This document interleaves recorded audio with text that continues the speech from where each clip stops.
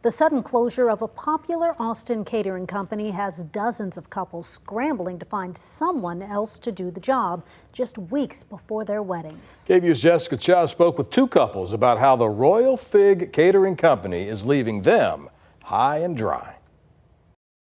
Now we're kind of like panicking. What's supposed to be one of the best days of their lives, And that's kind of like the time where you're supposed to be focusing on all the final details, is turning into a nightmare for Skylar Sino and her fiance Sam Spears. and we're literally trying to find a new caterer to provide food and bartenders and servers. Last Wednesday, the Royal Fig Catering Company's owner, Dan Stacy, emailed Sino and other clients that they'd be closing down immediately, saying they're going through an acquisition by another company.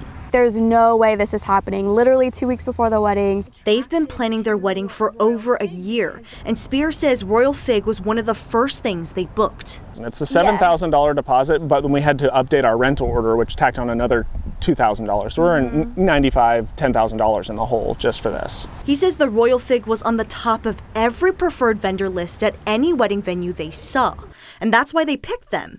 And so did Joel Anani and Renee Worley. It's been highly regarded, and then out of nowhere, you show up to their doorstep and they're closed and abandoned.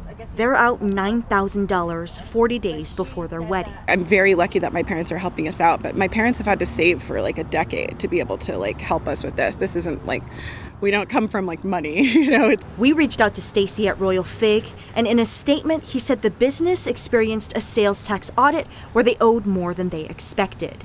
He says they applied for a loan to pay the debt, and they got scammed where money was taken out of their bank account, causing them to close immediately.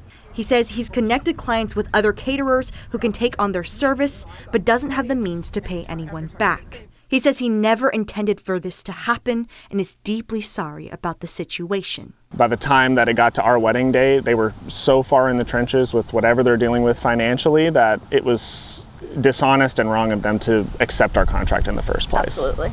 Worley says she's heartbroken for herself and every other bride in this situation and has made a GoFundMe for anyone struggling, still trying to make it one of the best days of their lives. In Austin, Jessica Cha, KVUE News.